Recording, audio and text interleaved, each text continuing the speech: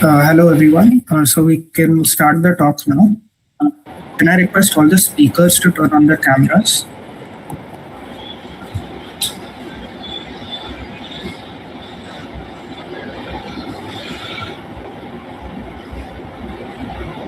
Thank you. So, good afternoon everyone. Welcome to this year's edition of the annual SIP Talks hosted by the Student Alumni Relations Cell.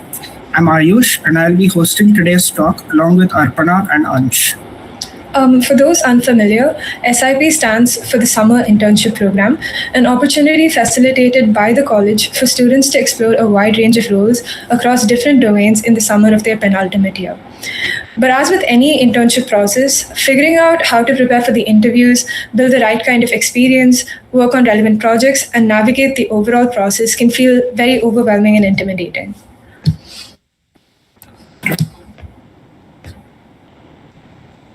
So over the next 2 days, we'll be hearing from students who have secured top roles across both tech and non-tech domains.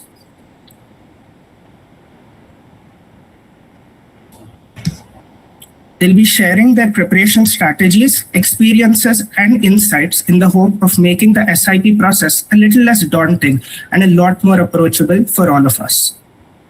As for the structure of today's talk, we'll first hear from our speakers about the general SIP application process and their preparation journeys, followed by domain-specific discussions, first with Shivam and Vedashri on consulting roles, and then with Swastika on preparing for chemical code roles.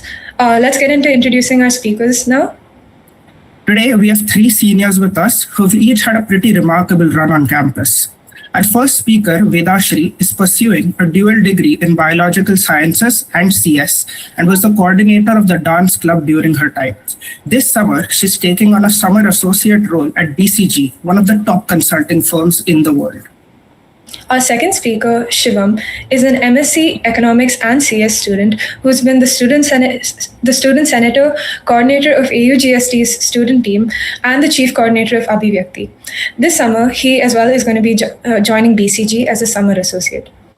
Our third speaker, Swastika, is a chemical engineering student who led her department as president of the Chemical Engineering Department Association. She's heading to Honeywell this summer as a process advisor.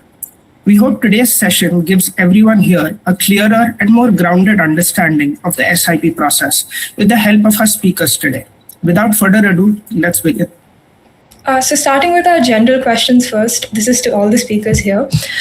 Starting with the basics for the first year students here, how does the whole summer internship process actually work? Can you walk us through the exact chronological sequence?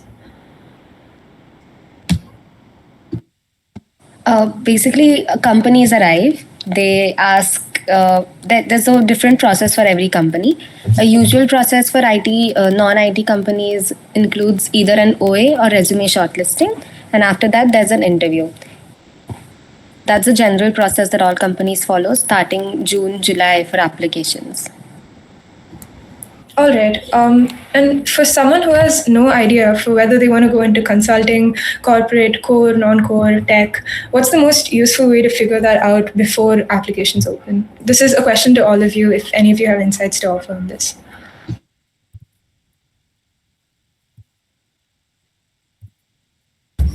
I think Vedashri has something to say for this. Why are you putting me on the spot like that? Yeah, please go ahead.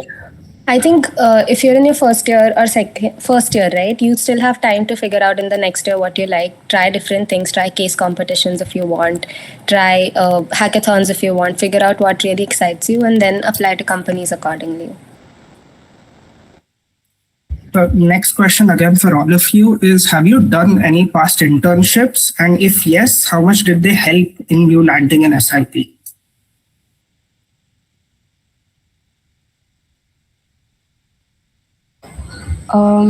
Not as internships, but your PS1 generally helps you if you're going for core sectors, especially because that becomes your main talking point in your interview, and especially if you have a PS1 in CSIR labs or any national laboratories or any research centers, then of course it's like one of the most valued talking points in your interviews as such. Anyone else would like to add? Yeah, basically what she said, PS1 is something we do before SIP, and if that is in relevant roles to what you are aiming, so that would be really helpful for some kind of exposure, because the rest of the time you won't have much uh, time to go for any other internship per se, having the college running, and you may try out something remote, but yeah, like proper internship would be PS1 only for like general most cases. Yeah, so try to align that with your SIP preference maybe. Where did all of you do your PS1 and what was that process like? What were your key learnings from there?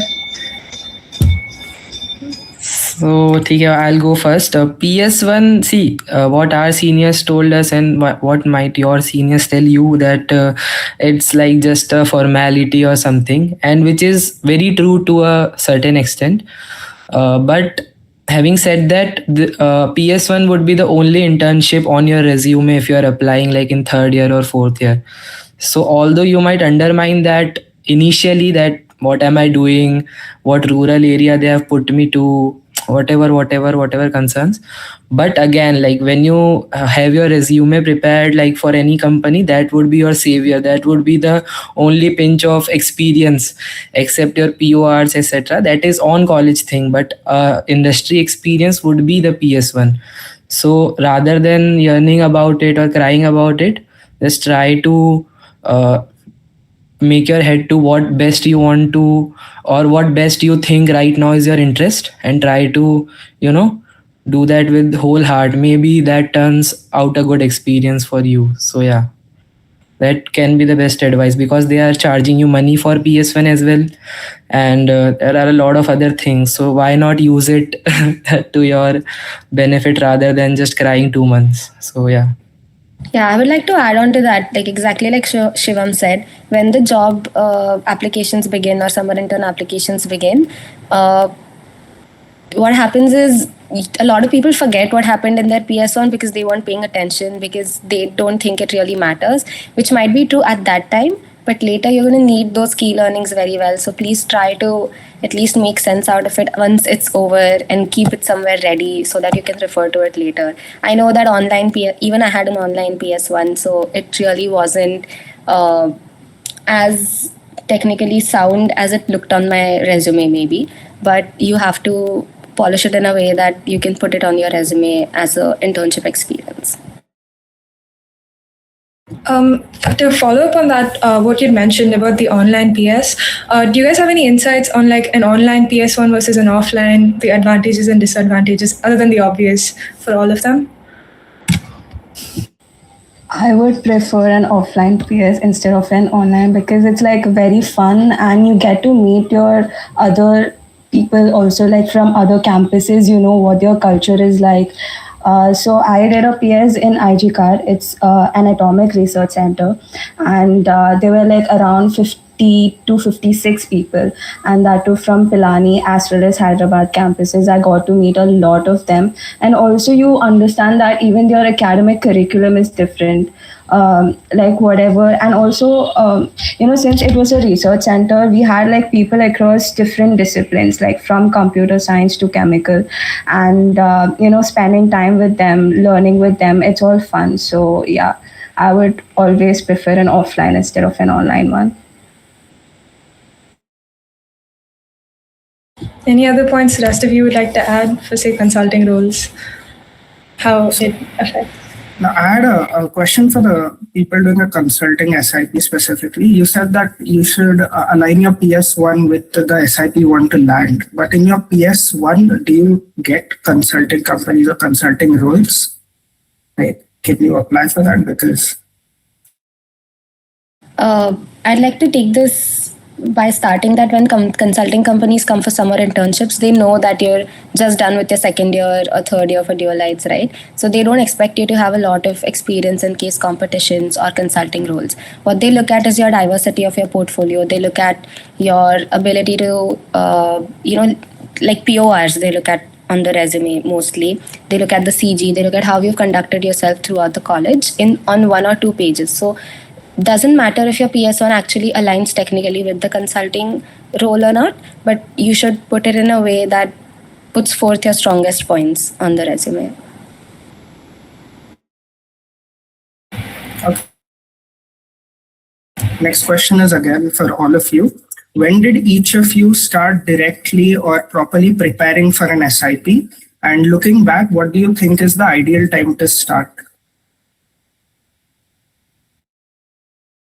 So I'll take that. For consulting, me and Vedashri were very clueless that what to do. After our shortlist, we started. We both discussed on a call that okay, we both have got it, and we had 20 days exactly to before the interviews. Only consulting companies I feel give this much of a time.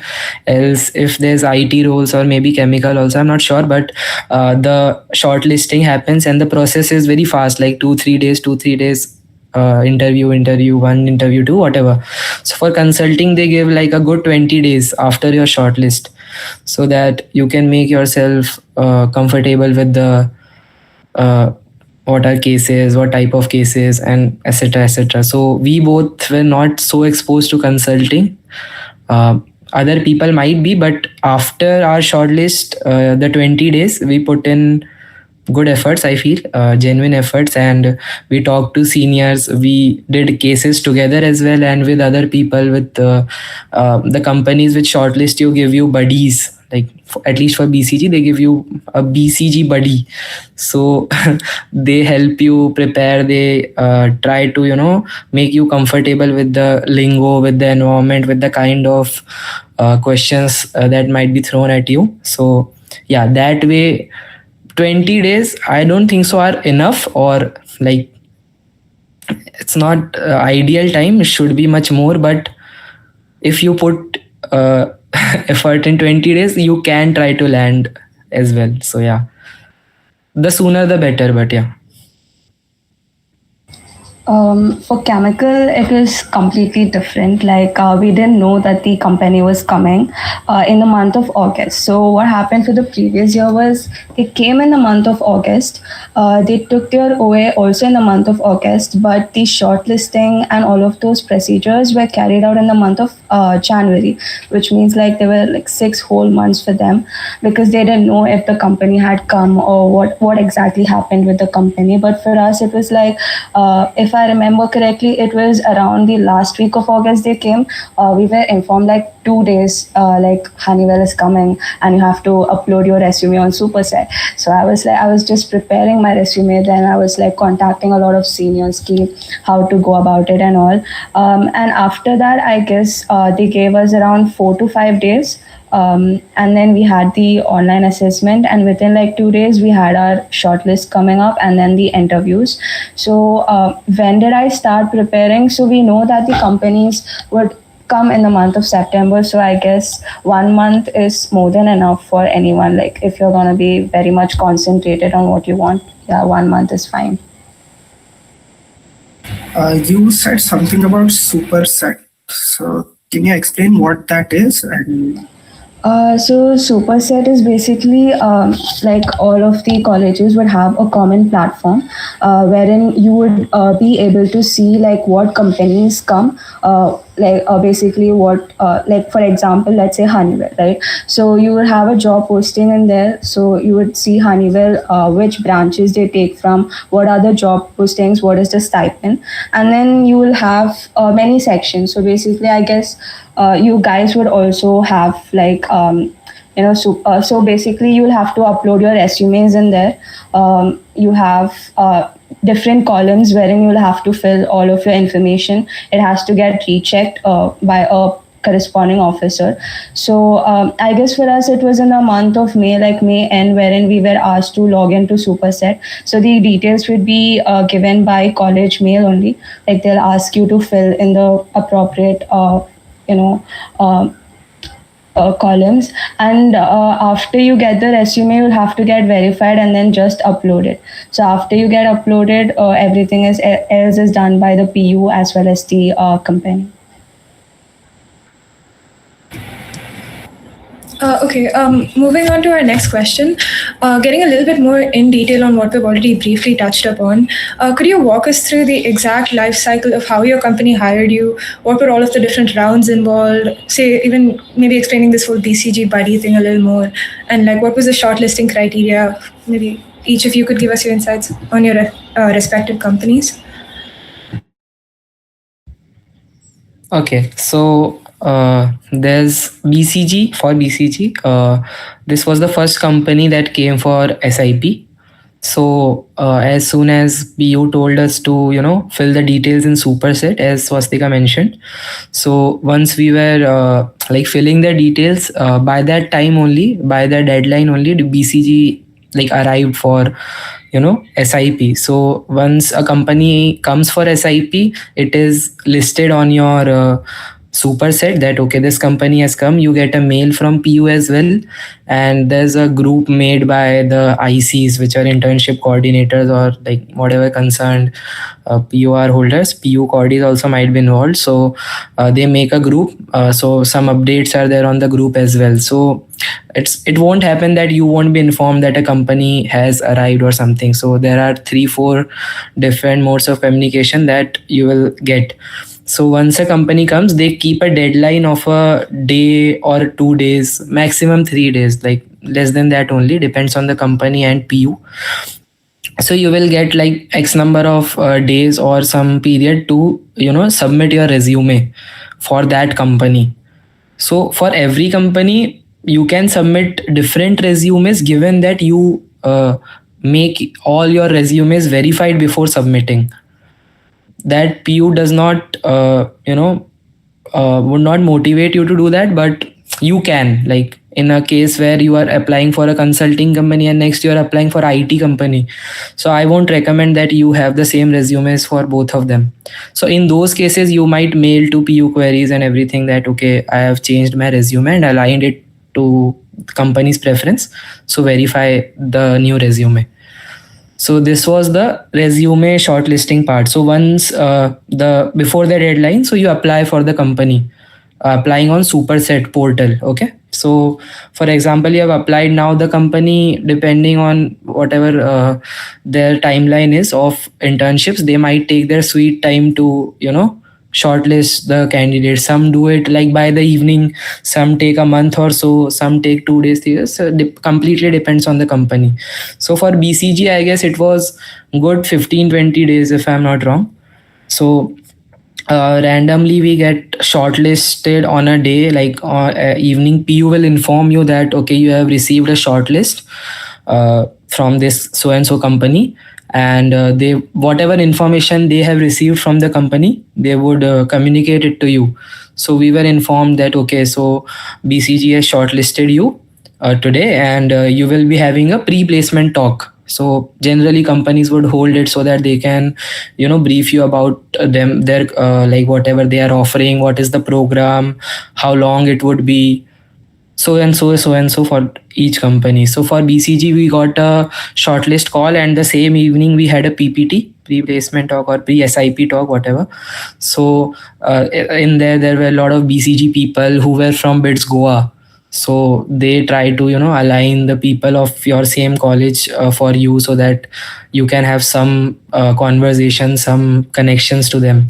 So those people came, they told us about the interview, they let us know that okay, we will be assigned a buddy. So buddy is basically nothing, it's just a person from the firm who would be like whose contact is given to you, and if you have some problems during your preparation, or if you are not in line with what to do, or if you are thoda sa clueless about it, they might help you out, because the process is a bit complex. You have to be in line with a lot of things. So buddy can be your help to get to the firm, to get past the interview. So we got a mail from BCG that so and so, like after 20 days, this date you will be having your interviews, and this person is your buddy, his contact number and everything, and what very very brief about what the process would be.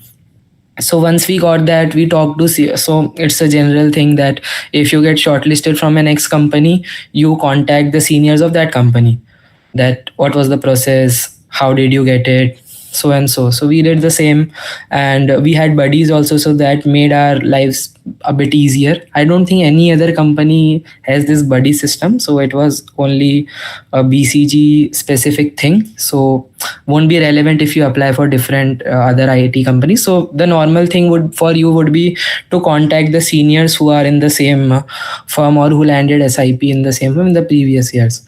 So you talk to them, you take their time and try to ask what was it, kya tha, how did you land it, what all things I need to know, what all things I need to keep in mind.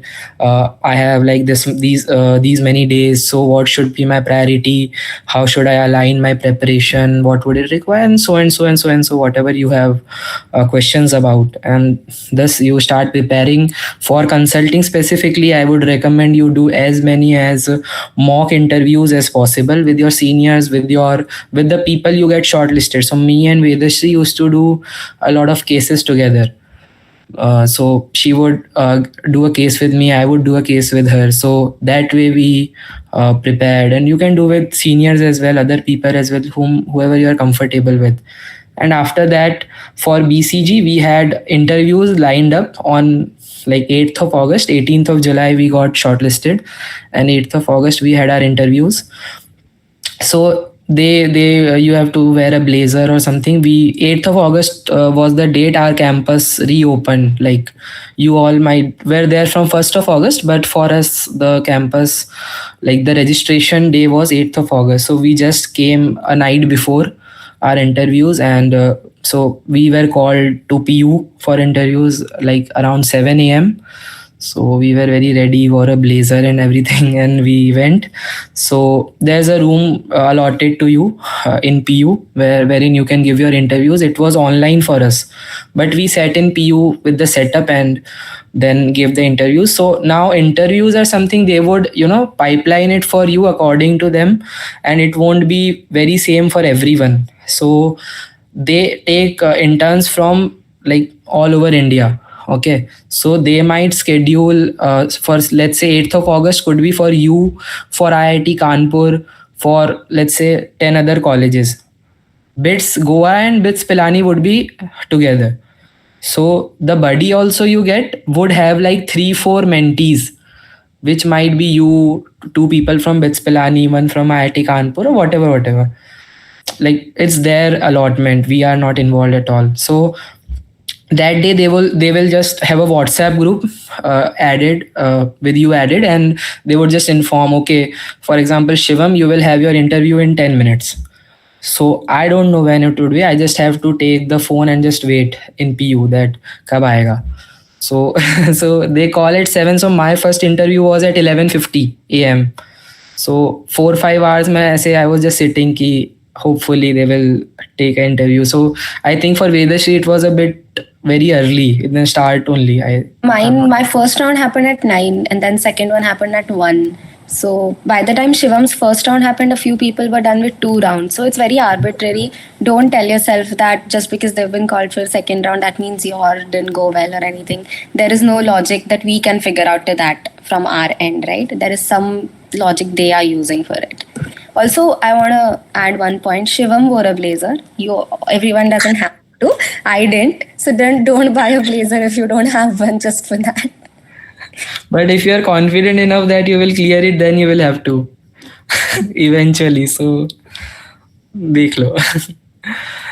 So yeah. So basically, after that, how many rounds are there? It's not confirmed. They might go to like 3 rounds. Who is taking your round? That is also very arbitrary. It might be a partner of the firm. It might be a consultant from the firm. It might be a project leader from the firm. It might be an MDP from the firm. So that is very arbitrary. So I had 2 partner rounds. Like I don't know how.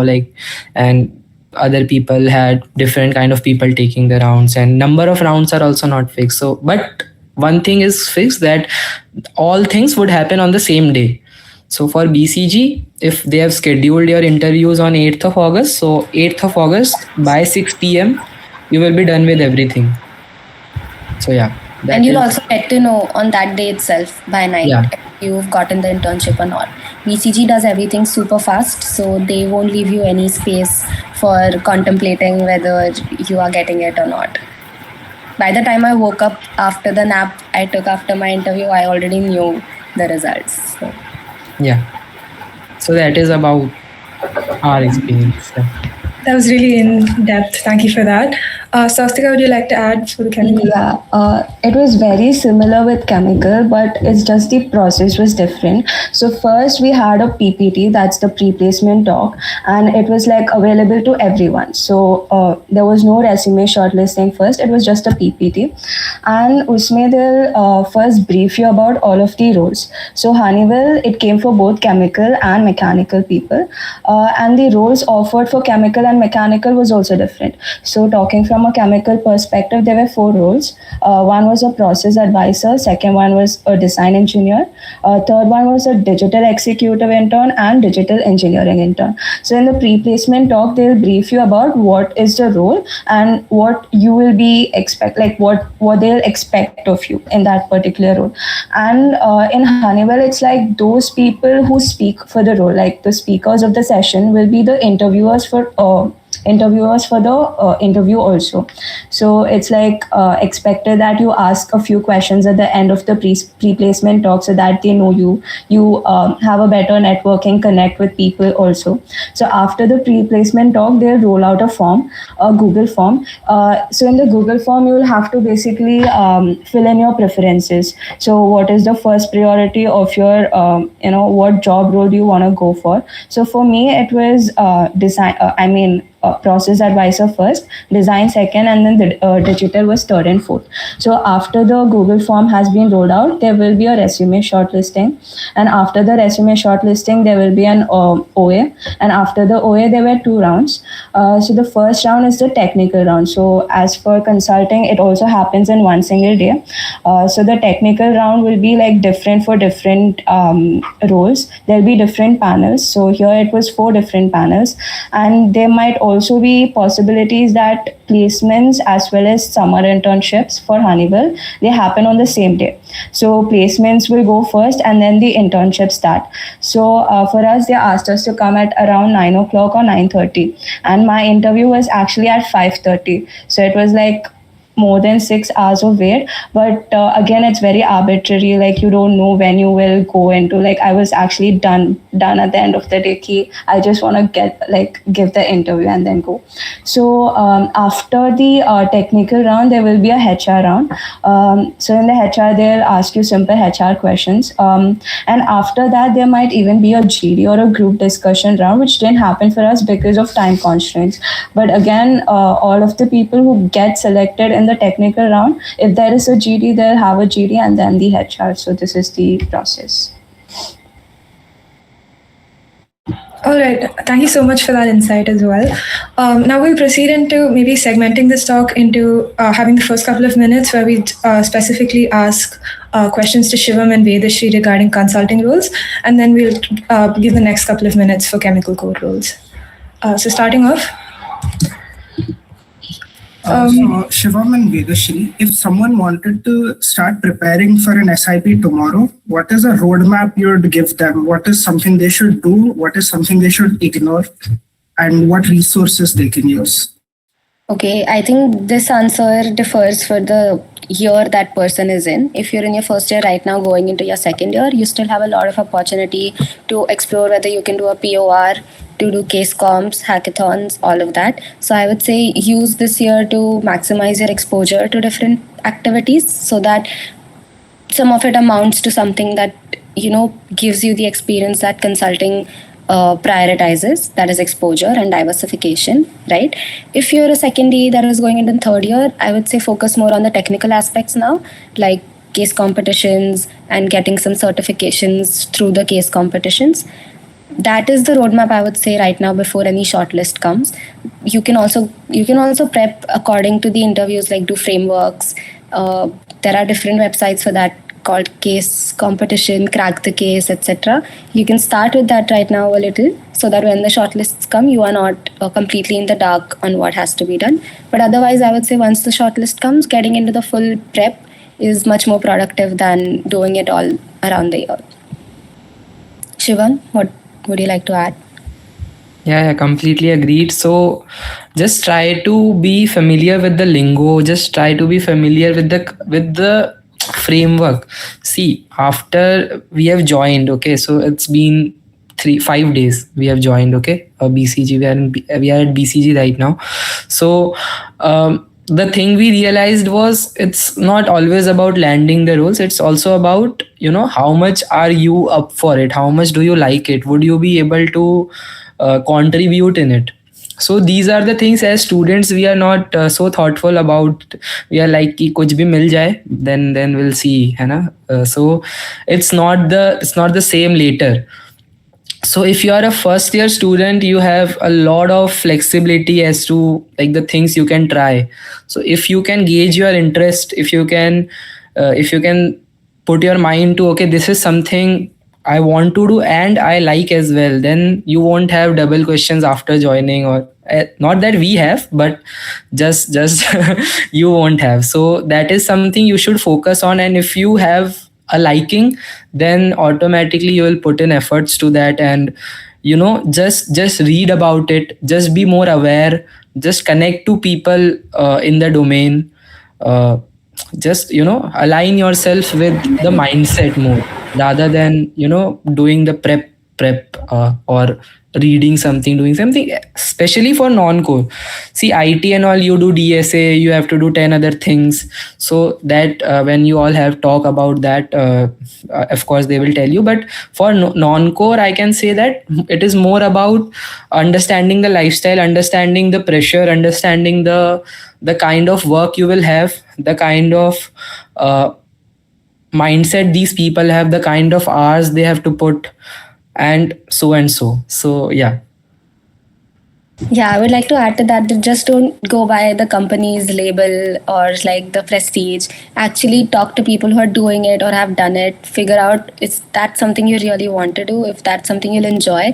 Because blindly getting into an SIP is not a great idea, right? Because you're committing 2 months of an internship you could have done somewhere else. And what if you don't end up liking it?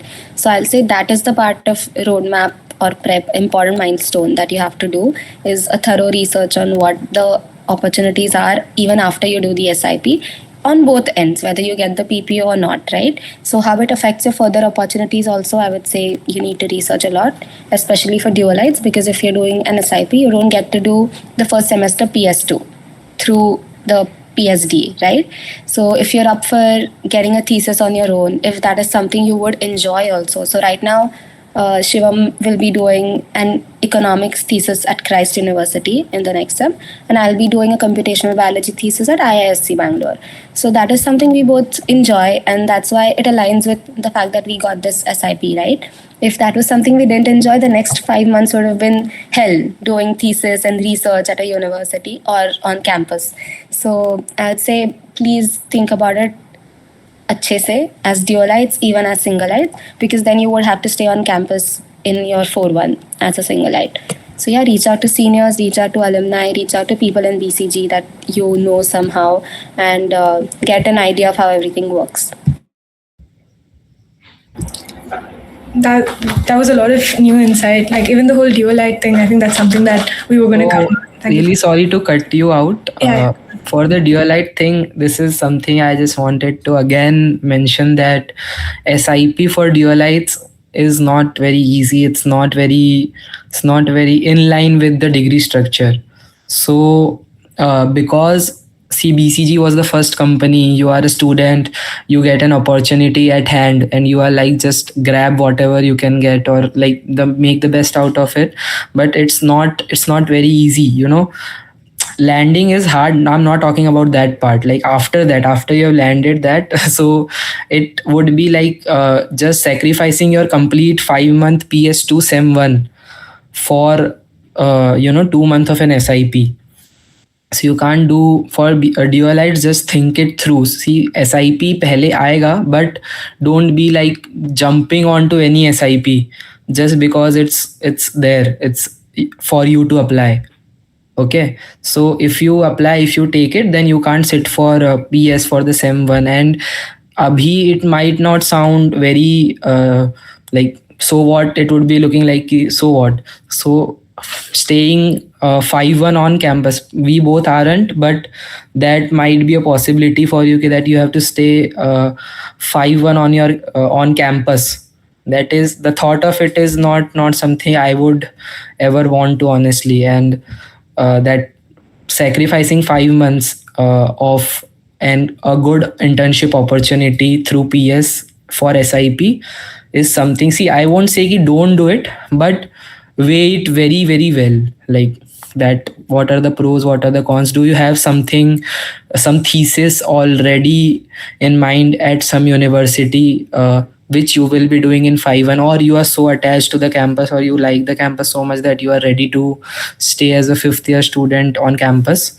So all those things should be weighed, especially for dualites. Yeah. So if for further clarification, or let's say, a breakdown into that, I would say is weigh, as for dualites especially, because both of us are dualites, weigh your options in a way that think about what if you do a double PS at your resume and CG level. Think about what opportunities you'll get in your PS for a 2-semester long PS, right? And then weigh it with the SIP company that has arrived and you feel like applying to. And think about what after that SIP and what after the 2 semesters of PS. Then you'll be able to compare the pros and cons and figure out what's better for you. Okay, yes. So moving on to our next question, these companies specifically like BCG get applications from students across top colleges, and even from BITS itself, they get hundreds of applications. What do you think specifically made your profile stand out before they even met you, say to make it through the shortlisting rounds and so on? We can only assume and we can only conjecture about it, but from the 5 shortlists that they made on our campus, I think the things that overlapped, important things that overlapped were CG, POR, and like I said, the different amount of things on your profile. Shivam and I personally have 2 degrees, we had a POR, and we had different projects done. My PS1 was a tech internship. So that was there on the tech background. My SOPs on campus were bio-related, computational biology related. So that was there on my profile. And my POR was art-related. So that was also there on the profile. So I think that is something BCG looks for, because at BCG, they don't put you... Right now, Shivam and I are not in any bio or eco projects, like cases on the team. We are in very, very different sectors. I am on an electronics case. He is on a manufacturing case. So at BCG, they value the fact that you learn something fast, that you can do a lot of things at the same time, and that you are comfortable outside of your comfort zone. That is something they look at. So try to make your resume reflect that. One baseline would be diversity on your portfolio, diversity on your profile. Yeah. And good, not just writing key. And diversity doesn't mean 5 different clubs on campus, to be specific. It's like 5 different like domains you have delved into. 5, not 5, I'm just naming it 5. It's not required ki 5 hone chahiye, but different. So how many things you have tried out, what kind of leadership roles you have had, what kind of responsibility you have shown, what depth you have had in different kinds of rooms, kinds of atmospheres. So that is something they would see, because at consulting they would throw a new, very entirely new case at you every 2 to 3 months if you are like doing it full time. So you should be very comfortable with every time a new kind of environment being thrown at you, a new kind of client being thrown at you, and you have no idea, and you can make yourself comfortable with that and solve the case and leave. So that kind of profile is maybe in line with them. Okay, thank you so much for the insight. Let's start with the consultancy specific questions. When did you genuinely understand that what consultants actually do day to day? When did it actually occur to you that this is what I want to get into? We still don't know exactly what consultants do. It's been 5 days on the internship, not even on the job. So we are also still figuring it out. But yeah, we talk to seniors at BCG, we talk to seniors at different consulting companies, and that is something we found exciting, being on a case every 2-3 months. Like I said, I'm on a electronics wires case right now. He's on a steel case. So being able to, and for what it's worth, our peers are in finance, healthcare, someone is on a Claude coding case.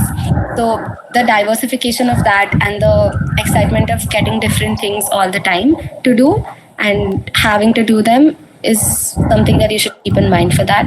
And that is usually what consultants do: solve problems. And if you're excited to do that in a domain you're not comfortable in, and give yourself not enough time to learn about it, so learn it fast, then I would say you like consultancy. Shivam? Yeah, also a lot of things I as a first year would think, and I know people think, is ki how are you sure, how do you know कि you want to do consulting, how do you know कि IT में जाना है, how do you know मुझे finance जाना है. So 4 years in college, then few days here, I've realized that you would never be sure. Like you can't be ki I have decided, I am done, I am doing this. That would be when you have urgency ki bhai you have to apply for a company, then you say I am sure. Until then you are just exploring, and that is completely fine. Don't curse yourself that I am not sure about anything. It's been a year now, it's been 2 years now, it's been 3 years now, it's been 4 years into college, and I don't know what to do. So a lot of people are sure, but even if you're not, even if you're trying out, just put your heart to whatever you do it. And it may sound very cliched कि ये तो सब बोलते हैं कि जो करना है मन लगा के करो. It's not, it's honestly true. It's like कि whatever you are getting interested into, just do it. That okay, I want to try it out, not just that कि I am into IT but कुछ कर नहीं रहे, I am into consulting बोल के बस हो गए. It should not be that way. So if you are into consulting, if you want to try it out, solve cases, talk to people, see if you are liking it, and you will like it only. Max उतना ही जाएगा. You won't be like this is for me, I am a born consultant. ये feeling नहीं आने वाली है. I have talked to people 10 years into BCG, they don't feel this way. So if they don't, then you would never in a first year or a second year.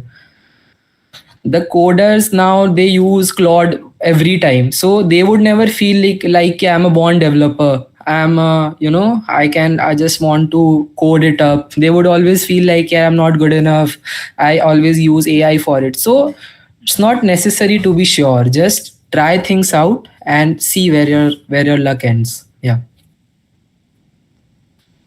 All right, we have one final question for the consulting specific roles. A lot of people want consulting for the brand or for the exit opportunities. Did you guys have a specific reason, and did interviewers probe that, or?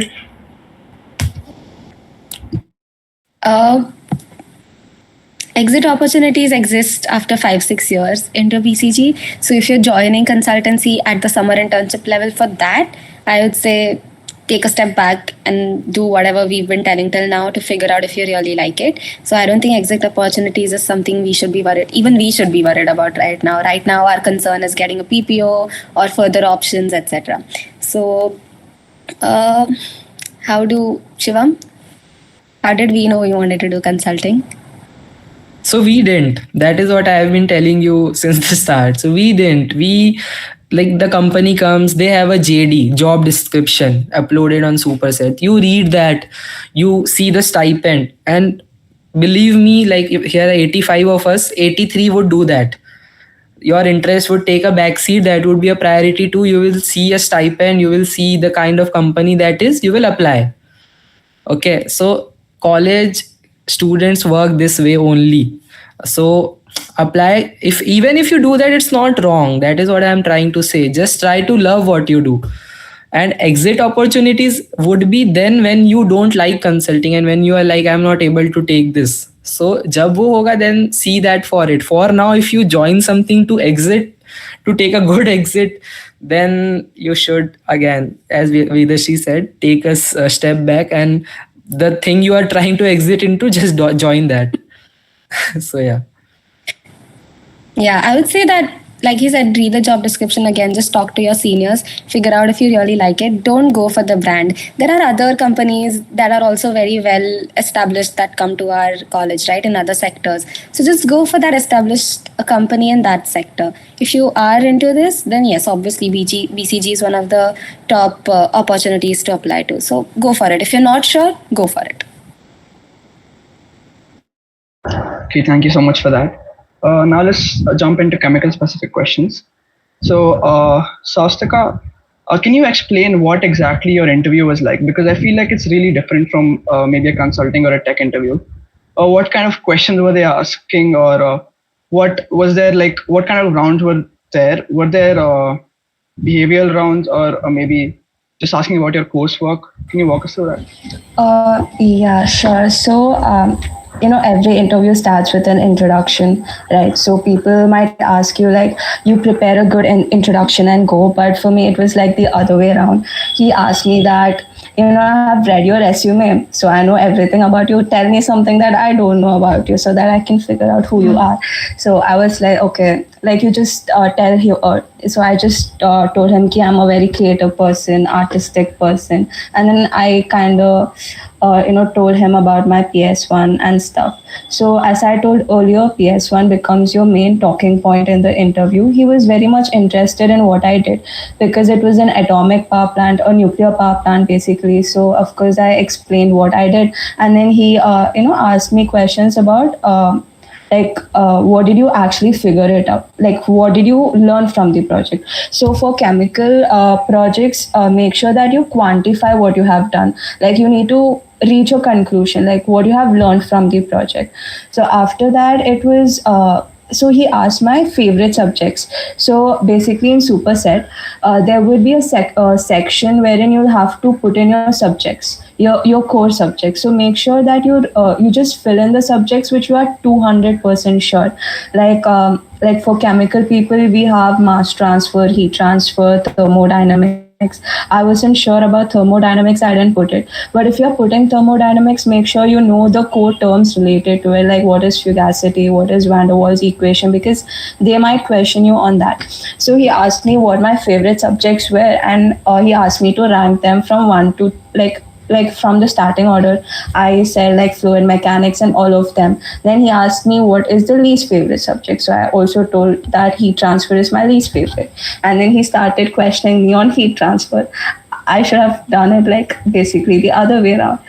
So after that, so there will be 2 or 3 technical questions, of course.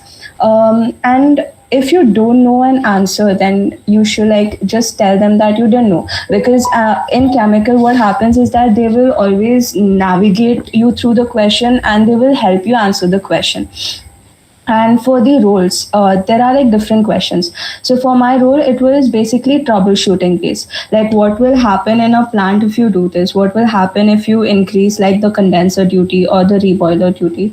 For design specific roles, it is very much theoretical. For digital roles, it's based on like they ask them Excel questions like what is VLOOKUP and all of those functions. So it's like it is based on what job role you are gonna go under. So after that, after like a few questions, there was a point wherein if you don't know a question, I said like you just tell him or her that you don't know how to answer the question, and then he'll basically explain, okay, this is the way you need to navigate through the process, and then you can add in your insights as well.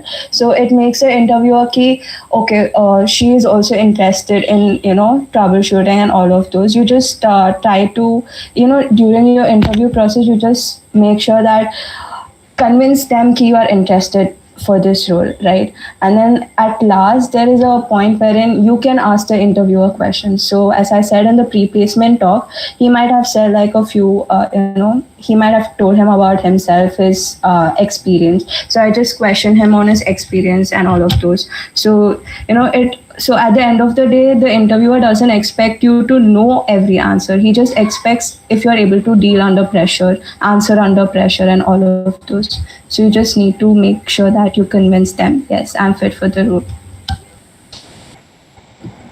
All right, yeah. So in the beginning, when we had just introduced you and you were speaking about your role at Honeywell, you had specified that the company had come for 4 internship roles, process advisor and 3 others. Could you specify a little bit more of what each of these roles entail and how your internship process has been so far? What does a day-to-day look like for you? Okay, so I haven't started my internship right now. It starts on 4th. So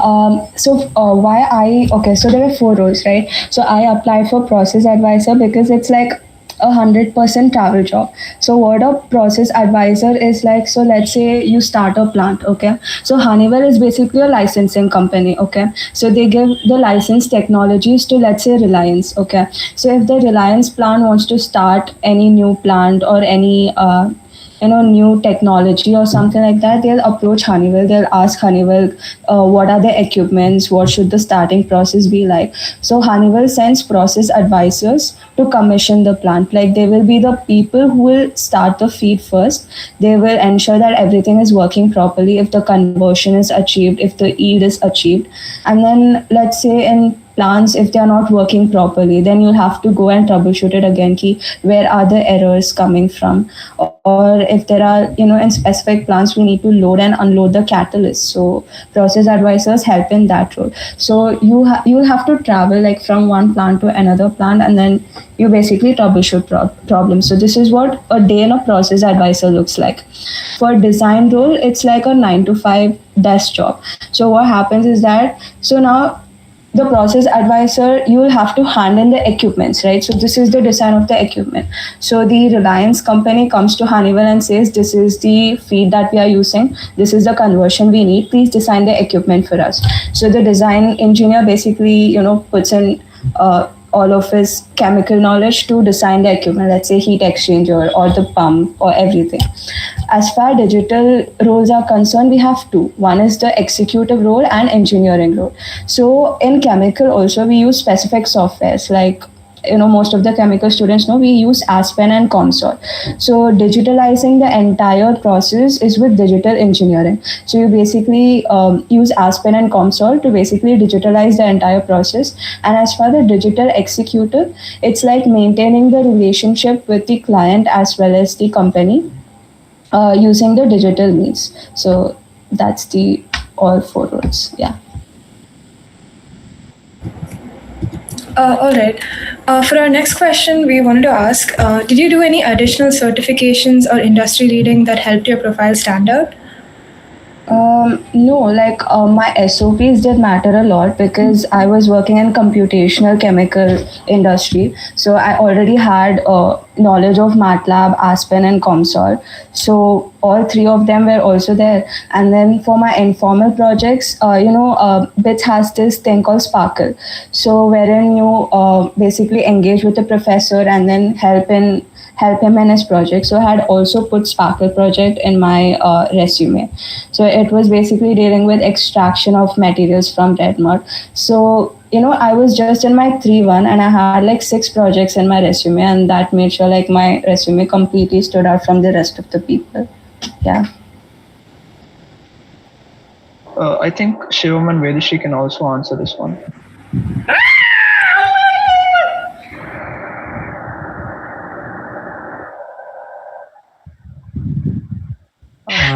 We got a good answer already, but okay. So can you repeat the question again? So I lost you. Did you do any additional certifications or industry reading that helped your profile stand out? No, so there's no certification for consulting as such. It's just, as we mentioned earlier, the kind of diversity you have will make your portfolio or resume, whatever you call it, shine. So the closest thing to certification you can have is case comps, right? So yeah, you can do case competitions. If you win, you can use that certification. So, but nothing that is industry specific for as chemical or anything. We have 3 consulting clubs on campus, I feel. Yeah. Now, so 3 consulting. One is तो 3 है, तो just maybe you can join them and वहाँ से you can take some competitions with peers who are interested into the same domain, or you can do it individually. You can find people from other colleges as well if you have friends, or you can just reach out on LinkedIn. If not case competitions, then join some public consulting projects wherein they have clients. If you want to take a first hand experience, all of this, we have not done a single thing out of all this, but these are some like steps you can take if you want to like properly align everything you do to landing a consulting role. Then these are the things you might try. So me and Vedashri were not in any consulting clubs per se, or like we didn't have much projects also. So but yeah, if you want, you can do all these things. Okay, I think that's it from our side. I would also like to ask, did we miss anything that you guys think we should have asked you? Any extra advice you'd like to Extra add? advice you'd like? Exactly. I think we also covered everything in answers, just like you did with your questions. Okay. Then moving forward, we'd like to open the audience, the floor for audience questions.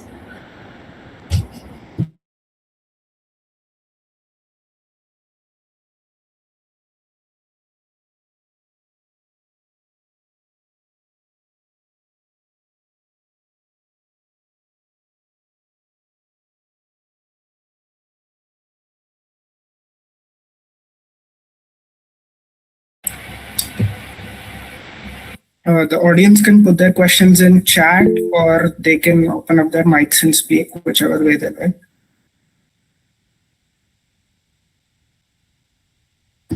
All right. I think we have our first question for Swastika. What's the conversion rate for core?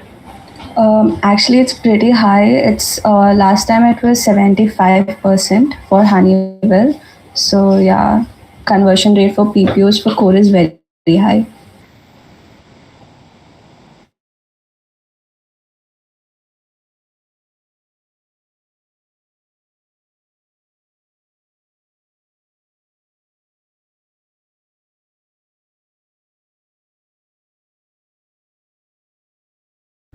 Aditya Agarwal is asking, what's the CGPA cutoff?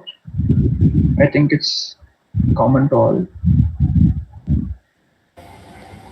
For chemical, it's 6 for us, but it's 7. Like 7 is like the safest CGPA that you can think of. For BCG, I don't think they had a very hard cutoff as such. Shivam, do you remember if the application had? But जितने भी लोग shortlist होते हैं, they are 8+. So but application के time पे था cutoff? No, I don't think so. But 8+ is safe for consulting. 9+, they look at your resume even more.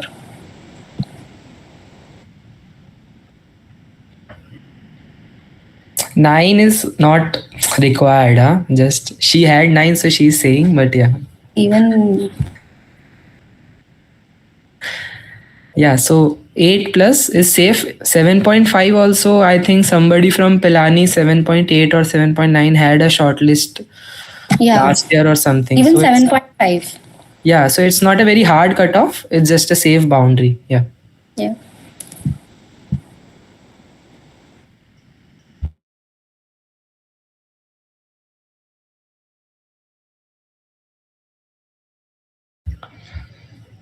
Anything else, guys, if you want to ask?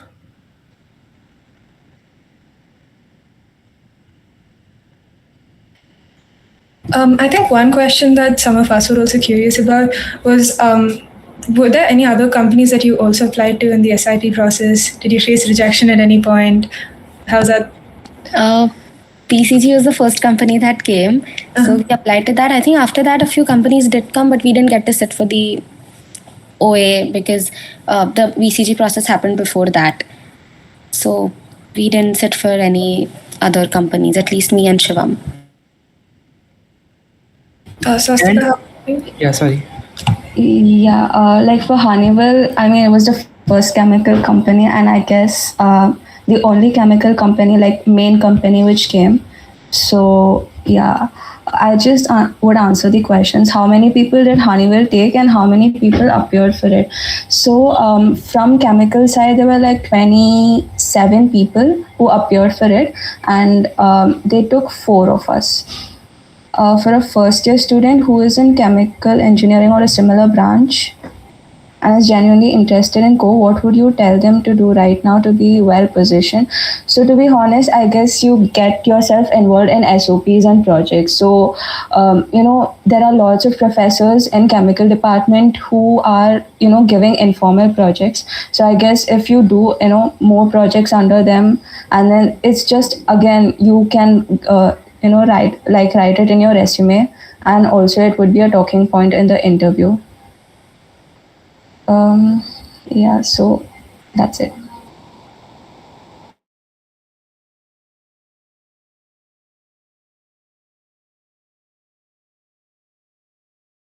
Yeah, we've got a question.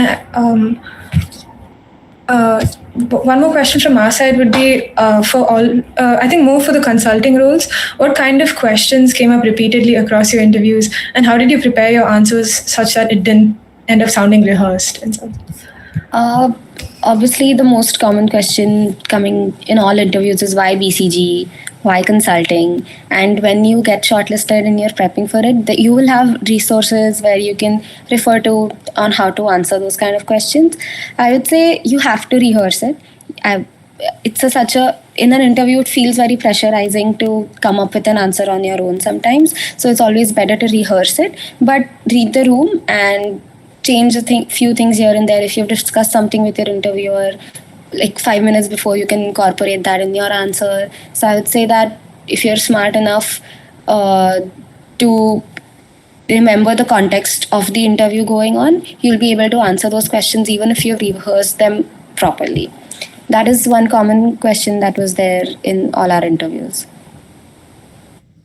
Also, to answer Ameya S. Rao, see, rejection, it's just a companies, they are coming like one by one. You have applied for it. You didn't get through. Just apply for another one. Just wait for PS maybe, then you have placements. So don't think about all these things right now. It's not a rejection. It's just that maybe what they are looking for right now didn't align much, or it happens that you might be the best one for the role, but they didn't look at what you had to offer. They couldn't, you have 20 minutes of interview, maybe 40 minutes, maybe an hour. So you can't, the person can't know whole of you in that. They can't know the whole of you from just a resume. You can just try your best to put your best foot out there. So don't think about rejection. How do you handle it? Don't try to handle it. Just go to another opportunity, because they would be coming in like anything. You won't have time to moan about any previous thing.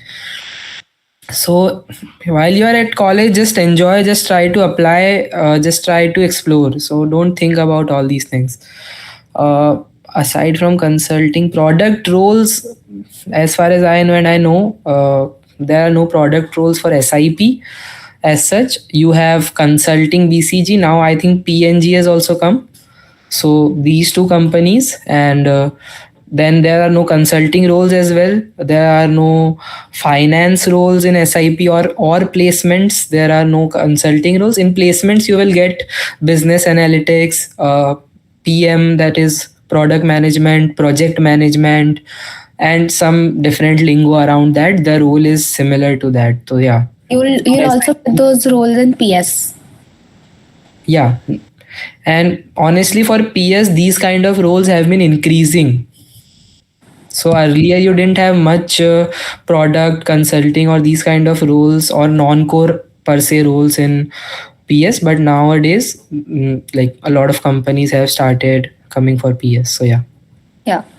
Vrinda is asking, what was your case prep structure? How many cases did you solve over what period? And how did you know you were ready? Going bottom up, we didn't know we were ready even during our interview or after. We were scared. We were very, very nervous. And it's just that you have to be confident in the interview, right? In front of the interviewer. You don't have to show him that whether you've solved 20 cases or 50 or 500 doesn't matter. Confidence in the interview and solving that case given to you matters. You can't say to him that I've solved 500, this is the first one I couldn't solve, right? He's going to only look at the case you couldn't solve in the interview.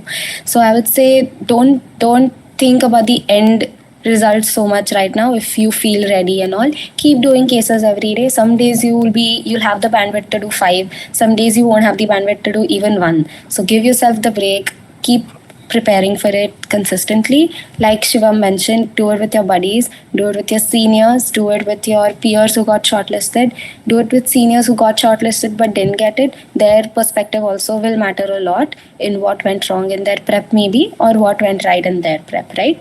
So I think on an average we solved 3 cases a day. Yeah.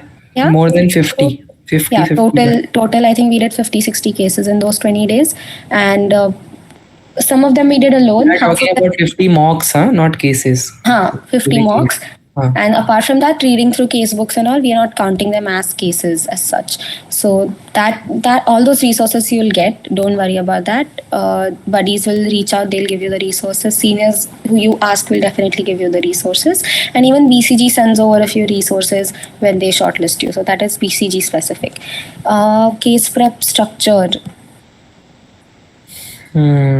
I referred to a few websites, figured out what the main buckets of frameworks are, and dive deep into the ones I didn't understand the most, and then kept doing mocks to understand what my weak points are and focus on them more. I think that was overall the broad structure of case prep. You will read through 1 or 2 case books, so you will understand how does a case look like, how do you solve it, what kind of questions do you ask, what are preliminary questions, how much time do you take to think, how can you structure them, what are the 4 or 5 types of cases, how do you know which type of case is given to you. We should not go very technical today, but yeah, if you read a case book, you will try to, you can try to figure out that what is happening and how can you do that. It's just a practice thing, I feel. It's not, can't be told you verbally. It's just how much you practice, your intuition. It's your intellect in a way that you can identify it better, and that will come through just smartly listening to what is being said, try to identify the keywords, then your experience. Yeah. How deep did they go on any topic? So is it for us or is it for chemical, Prisha?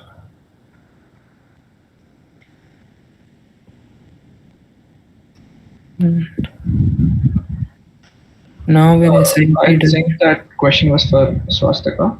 Yeah. Okay, so it actually depends upon the role. If you're going for a design role, then they just stick to the surface level questions, because nobody would actually know, like tell you how to design a heat exchanger and all of those. So it's just surface level questions. But if you're applying for a process advisor role, then yes, they really go deep inside the topic. You will have to know the basics of, let's say for me, they asked distillation and absorption. So they really went in deep. Like you'll have to know how the distillation column is, how is it designed, what will happen if the pressure increases, what happens if the pressure drops, and all of those. So it depends upon what role you're going for.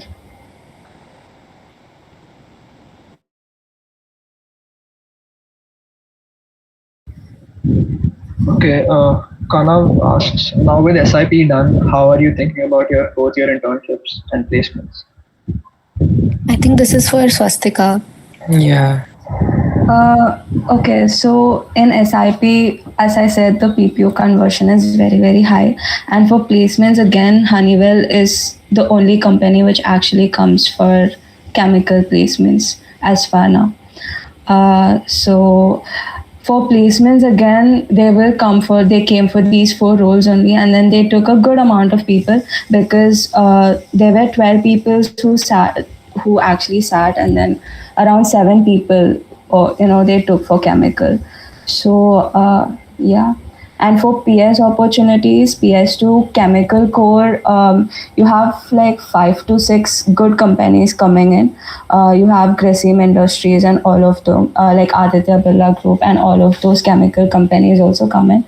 So yeah, and most of them are not like it's like CG based shortlist. So yeah.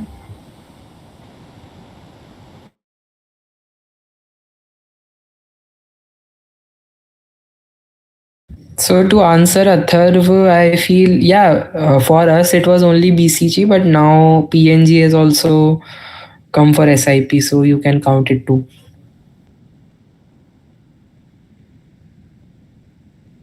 All right. So with this, we'll wrap up the talk.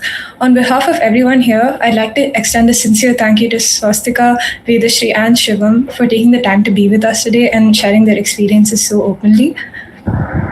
We hope everyone in the audience walks away with a clear sense of direction and the confidence to get started. Thank you all for joining us. I've sent over a link that I had referred to and found very useful in my prep. I just found it.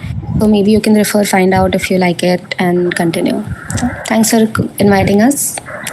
Thank you so much. Thank you so much. Thank you. Thank you.